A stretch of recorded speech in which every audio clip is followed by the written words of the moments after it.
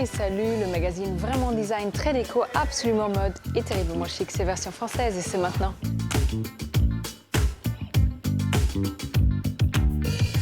Drucker a son canapé rouge, mais la maison Drucker fabrique, elle, ses chaises en rotin. Elles sont connues dans le monde entier. Désolé Michel.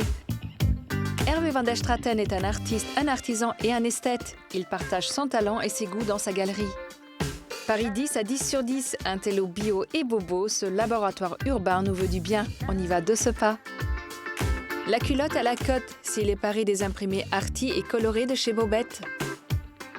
Mais tout de suite, point de vue, un regard affûté sur les nouveautés stylées de la semaine.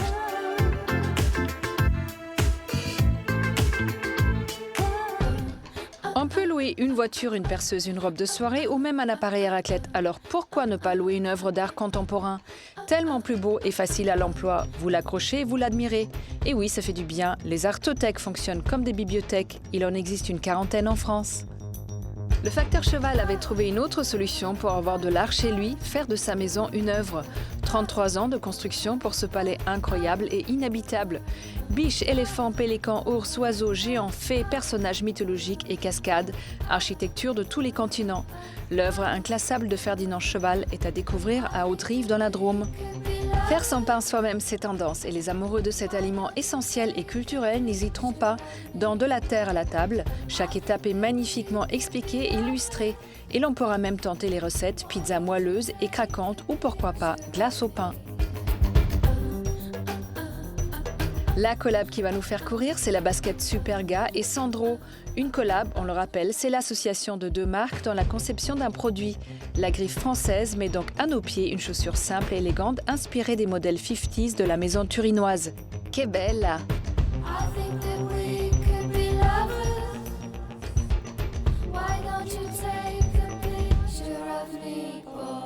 Elles ont bien failli disparaître des terrasses de café. Les chaises en rotin de la maison Drucker ont heureusement trouvé un repreneur. Elles sont désormais recherchées dans le monde entier.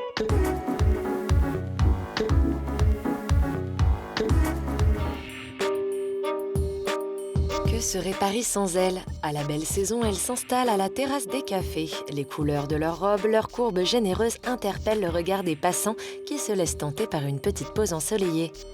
Les chaises bistrot en rotin irradient les lieux mythiques, branchés ou intimistes de la capitale. Bruno Dubois est l'un de leurs fervents admirateurs et ne s'en cache pas. J'ai été véritablement séduit d'abord par un produit incroyable. Il y avait une diversité de modèles venant de toutes les époques. Légère, robuste, empilable, un look exotique et coloré, il n'en a pas fallu plus à ces chaises en rotin pour s'imposer sur les terrasses parisiennes depuis les années 70. Et finalement, la chaise en rotin s'est imposée comme étant un must. Lorsqu'il rachète la fabrique Drucker en 2006, Bruno Dubois sauve une entreprise de la faillite. Il a réussi à la réinscrire dans l'histoire de Paris et à la ranimer. Et à montrer que en fait, la force de la marque, c'est pas d'avoir fait des chaises longues que tout le monde connaît ou un type de fauteuil que tout le monde connaît, mais c'est aujourd'hui arriver à les faire évoluer et que ça plaise.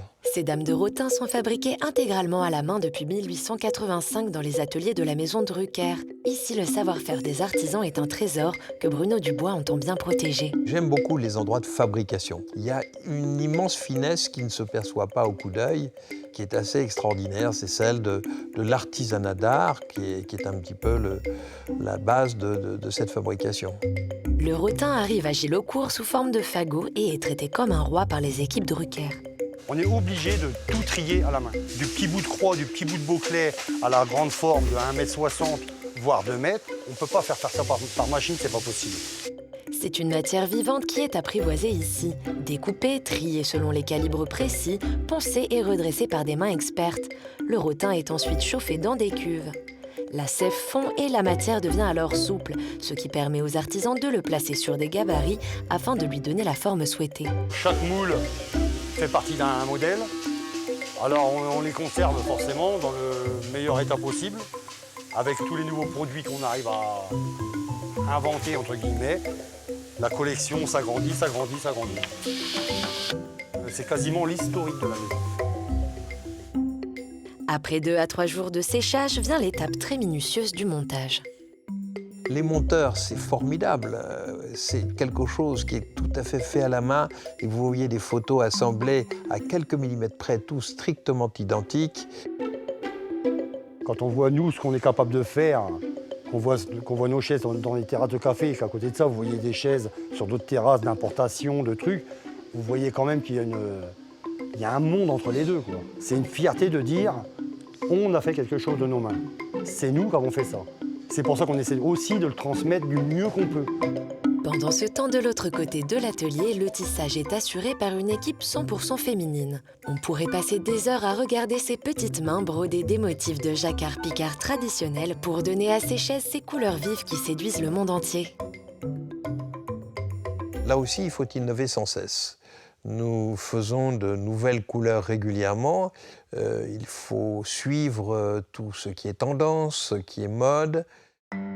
C'est à Amandine Gallienne que Bruno Dubois a choisi de confier le travail de la couleur de chaque collection. Cette spécialiste enseigne et met son art au service des plus grandes maisons françaises. Elle cherche sans cesse autour du monde, auprès de teinturiers, coloristes, peintres de tous univers, de nouvelles palettes. Comme elle, de nombreux designers de renom tiennent depuis peu à mettre leur talent au service de cette belle maison, séduits par son ouverture sur la création contemporaine et par le travail de ses artisans. Ils voient le produit Drucker autrement. Et quelque part, ils nous apprennent un peu à sortir de nos sentiers, on va dire. Et bien souvent, on est surpris du résultat. Ça nous fait des très belles choses.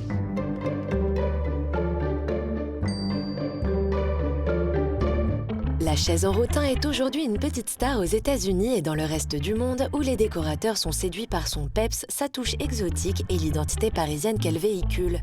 La force Drucker, pourtant, ce sont des valeurs familiales d'une maison à taille humaine. Bruno Dubois a d'ailleurs récemment intégré son fils Diego à l'aventure. Et lui a été séduit par cet univers raffiné, subtil, très exigeant. Et puis, le virus est là, il l'a attrapé. La relève est assurée donc, et à travers elle, la promesse de jolis lendemains pour cette maison de rotinier.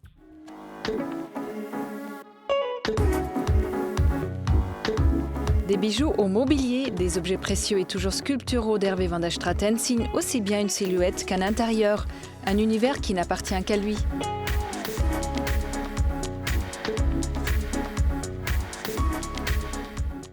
Designer français formé à l'École des Beaux-Arts de Paris, Hervé van der Straten a gagné une reconnaissance internationale grâce à ses créations de mobilier, miroirs et luminaires au style percutant.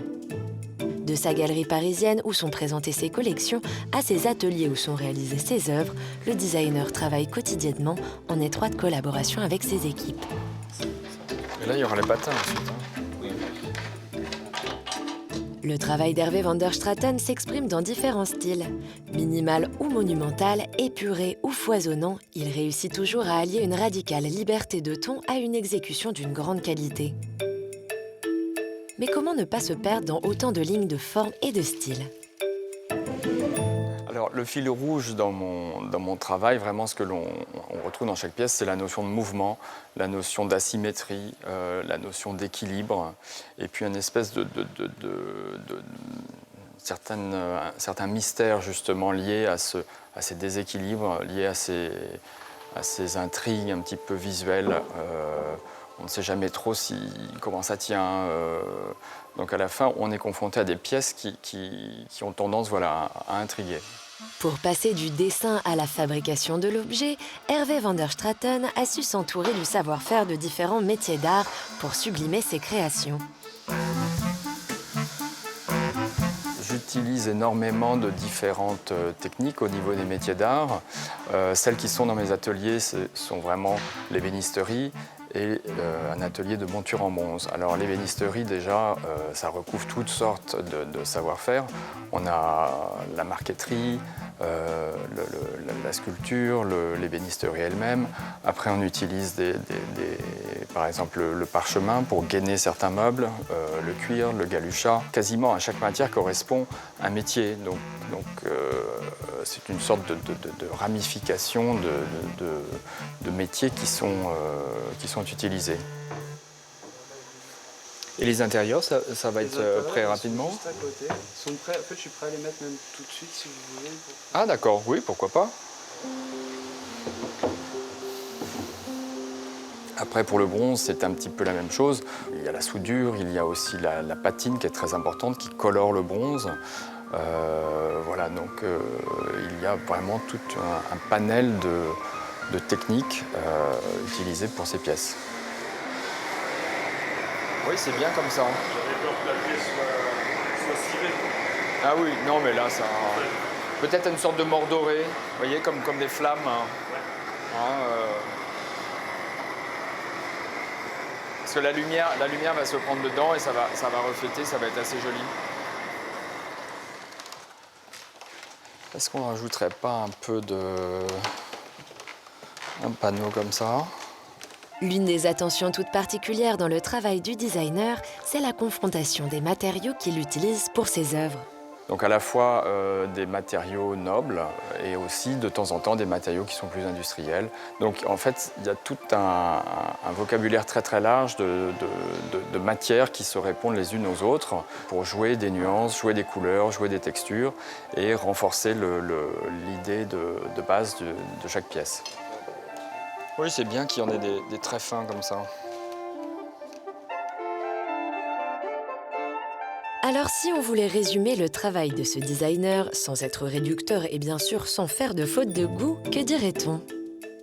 J'ai un vocabulaire de forme assez large, c'est-à-dire que j'ai une branche, disons, qui est très géométrique, avec des choses qui sont très très nettes, avec des angles. Après, il y a aussi tout un répertoire beaucoup plus fluide, et puis il y a aussi tout un langage qui est fait à partir de répétitions et d'accumulation de façon assez aléatoire. Un autre dénominateur commun, c'est que ce sont des pièces qui sont très sculpturales, qui sont toutes sous chacun des angles. On a une pièce qui donne quelque chose de différent à regarder. Et ça, c'est vraiment possible grâce à mes ateliers. C'est-à-dire qu'il y a une minutie et une précision d'exécution que j'obtiens grâce à cela.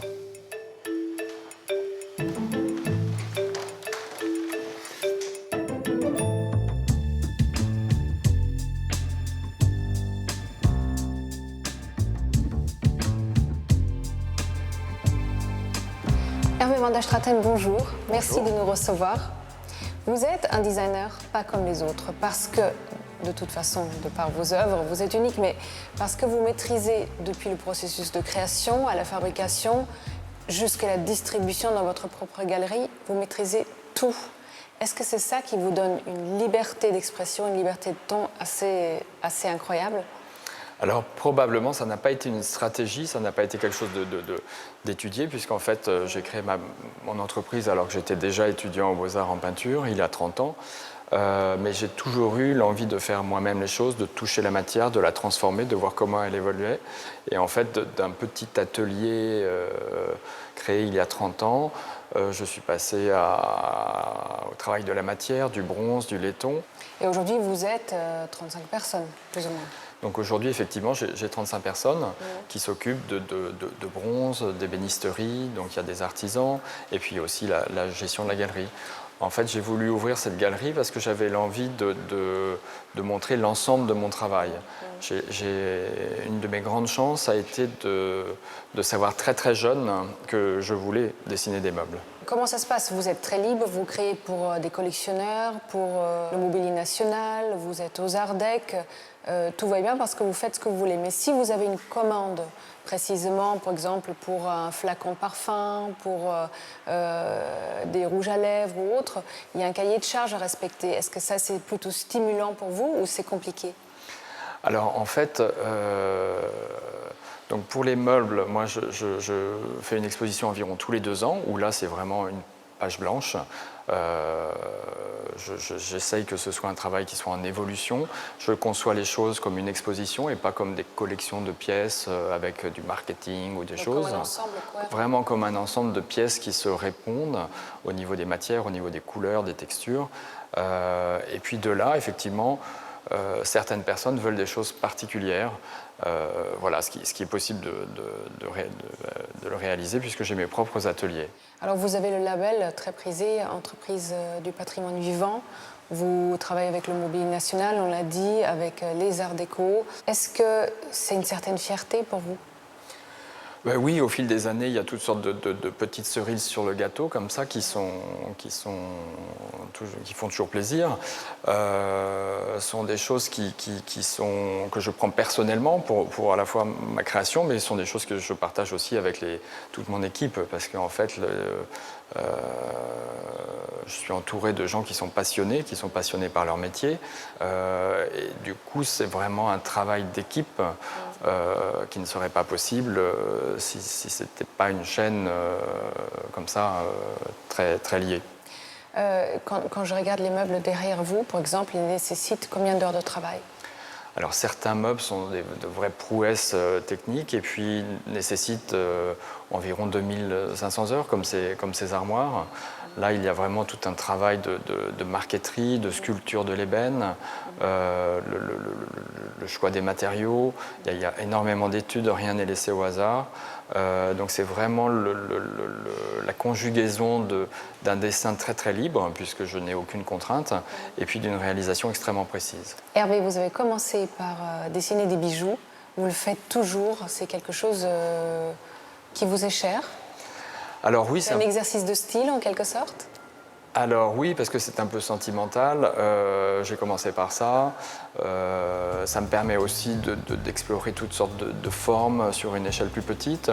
Et puis c'est toujours un plaisir de voir les femmes qui portent mes bijoux. C'est quelque chose de complètement différent. Les meubles sont statiques et puis les bijoux sont animés, sont des outils de séduction. Enfin c'est un autre angle. Hervé, merci beaucoup de nous avoir accordé un peu de votre temps.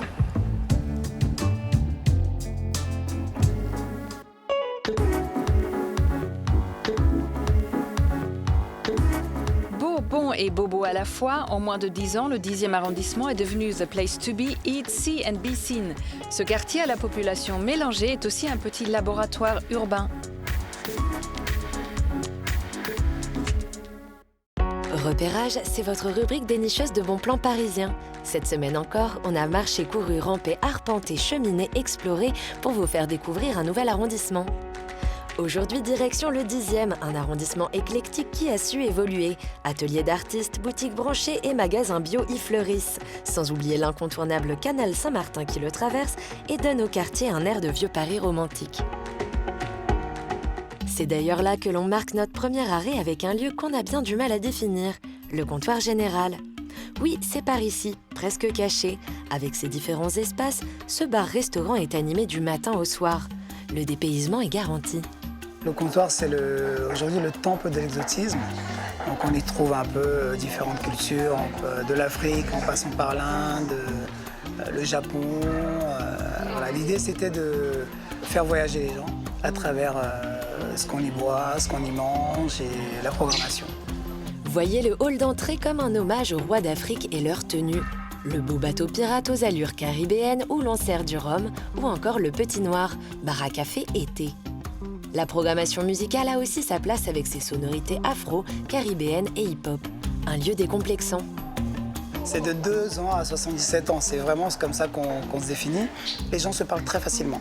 C'est l'atmosphère, c'est une énergie et les gens ressentent ça dans ce lieu, d'aller vers l'autre sans chichi et sans appréhension. Une atmosphère que l'on ressent aussi dans le patio avec sa flore foisonnante. On oublierait presque que l'on se trouve en plein Paris.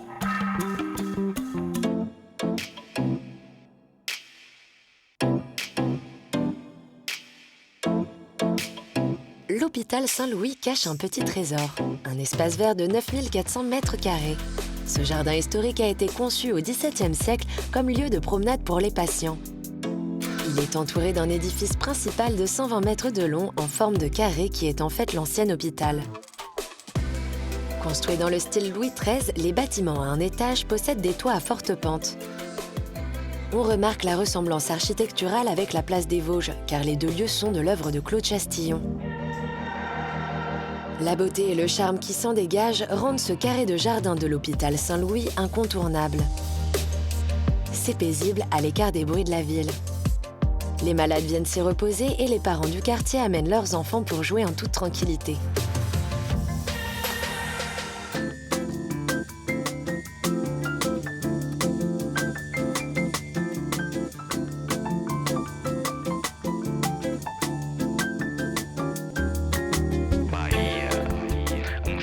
retour sur les bords du canal Saint-Martin avec cette librairie qui interpelle, Arthazar. Ce concept store a une particularité, son très beau rayon dédié à l'image et au graphisme. Il y a aussi d'autres domaines comme la photographie, l'écologie ou la cuisine éditée dans de beaux livres qui contiennent une grande part d'illustrations. Alors les livres sont sélectionnés en fonction de nos goûts, également de l'actualité, et sinon c'est vraiment beaucoup de coups de cœur. On a vraiment une grande liberté de choix et il faut que ça nous plaise, que ça nous touche, et c'est comme ça qu'on en parle le mieux aussi. La librairie travaille main dans la main avec des artistes qui ont la possibilité d'y exposer. Des œuvres originales sont ainsi créées pour le lieu, comme des cartes postales éditées avec le photographe Bernard Plossu ou ces tirages de l'illustrateur Lapin. On est très soucieux de effectivement mettre en avant les artistes, surtout ceux qui ne sont pas forcément connus. Donc on a reçu des pointures comme Steve McCurry, Martin Parr, Stephen Shore et de nombreux autres. Mais on aime bien aussi avoir de jeunes talents. Lampes dans le rayon design, ustensiles dans le rayon cuisine, sacs pour les plantes dans le rayon écologie. Chez Arthazar, on aime aussi les beaux objets. Alors même sans idée précise, entrez, fouillez et surtout faites-vous conseiller pour repartir avec un livre original.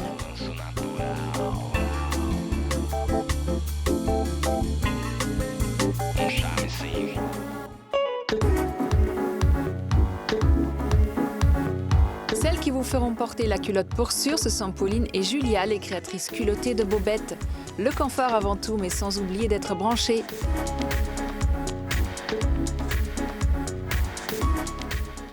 La bobette, c'est un nom rigolo et un concept qui l'est tout autant. Bobette, c'est comme ça qu'on dit culotte au Québec, là où Pauline et Julia se sont rencontrées. La première faisait des arts plastiques, la seconde avait un profil plus commercial. Et quelques mois plus tard, elles se revoient à Paris et décident de lancer leur projet. C'est un concept qui va mêler l'art et la mode autour de la culotte chef-d'œuvre, comme on aime l'appeler. En effet, de vrais artistes collaborent à la bobette en proposant des motifs originaux. Mais le point de départ, c'est le support, la culotte en coton. On se disait qu'on allait remettre au goût du jour la culotte en coton parce qu'elle est un peu laissée à l'abandon. Elle n'a pas tellement bonne réputation, alors que finalement, on trouve que c'est bien plus sexy une fille en petit t-shirt coton et culotte coton qui s'assume, qui est bien dans sa peau, plutôt qu'une fille qui va se plier au code du sexy vu par les hommes et s'infliger dentelle, tanga et compagnie. Et c'est jamais présenté avec un concept innovant, c'est jamais présenté dans une jolie boîte. C'est ça qui nous manquait, c'était de pouvoir se dire, bah si, c'est un achat plaisir, c'est un achat coup de cœur aussi. Et pour proposer un beau produit, Pauline et Julia ont fait le choix du Made in France. C'est ainsi qu'elles travaillent étroitement avec leur imprimeur puisque l'enjeu du rendu sur tissu est primordial. C'est de nouveau rouge alors. Ouais, donc, tu vois là c'est pas du tout, c'est beaucoup plus foncé. Le choix du Made in France, c'est aussi de privilégier la qualité et permettre aux gens de retrouver du sens dans leur démarche d'achat. Peut-être acheter moins, mais des projets qui vont les toucher, qui ont une éthique derrière, et qui tiennent, quoi. Le charme de la culotte chef-d'œuvre, c'est aussi cette idée d'un chef-d'œuvre qui ne se montre finalement pas beaucoup. Alors oui, c'est important la beauté intérieure, mais il y a surtout une vraie idée de fond. C'est aussi pour la femme et c'est un plaisir personnel avant d'être un atout de séduction. Et puis ça égaye un peu le quotidien, on trouve, de commencer sa journée en mettant une culotte colorée avec des beaux motifs. Pas grand-chose, mais c'est déjà pas mal. C'est déjà pas mal puisque ce sont des artistes talentueux et différents qui les réalisent, loin des motifs négligés ou trop gnangnans des culottes en coton habituelles. Pour leur première collection, elles ont fait appel à 5 jeunes artistes féminines qui leur ont tapé dans l'œil. Collage, découpage papier, univers abstrait, minimaliste ou érotique, l'idée c'est de proposer un assortiment varié et original. Aujourd'hui, elle retrouve l'une de ses artistes, Vanessa Grunbaum, dont la culotte swimming pool aux accents érotiques et enfantins est la touche décalée de la collection. Pauline et Julia aimeraient décliner le motif sur des supports plus visibles et plus petits. Il faut donc réfléchir avec l'artiste. Ce motif qu'on a sur les culottes, comment il pourrait se développer dans le futur, donc si on le garde et voilà, l'été prochain, sûrement on va proposer des maillots de bain aussi, comment il peut s'adapter à des supports qui soient plus visibles. Ce sont bien les artistes qui sont au cœur du projet. On met donc leur nom sur le packaging, le nom de l'œuvre, mais il y a aussi 12% du prix de fabrication qui est reversé à chacun des artistes. Et donc voilà, c'est une façon de les mettre en avant et de les encourager en fait. Et pour les mettre d'autant plus en valeur, rien de tel qu'un shooting un peu insolite pour une culotte de la nouvelle collection. La culotte de Marion Dupas a été développée avec Brain Magazine, une revue qui se revendique intelol et qui s'est reconnue dans le projet de la bobette. Leur slogan, c'est ma culotte est un chef-d'œuvre. Et ça nous plaît, ce côté décalé, c'est-à-dire mettre du beau dans des objets du quotidien où on ne s'y attendrait pas. L'esprit du shooting, c'est justement de montrer une nana bien dans sa peau. Elle va se préparer le matin, sortir dans la rue, faire ses courses. Elle va passer toute la journée en culotte et elle va être très à l'aise parce qu'elle est très bien dans sa culotte, elle assume. Autant dire que ce shooting n'a pas laissé les passants indifférents. Assurément, la bobette est une jeune marque culottée qui ne manque ni de charme ni d'audace.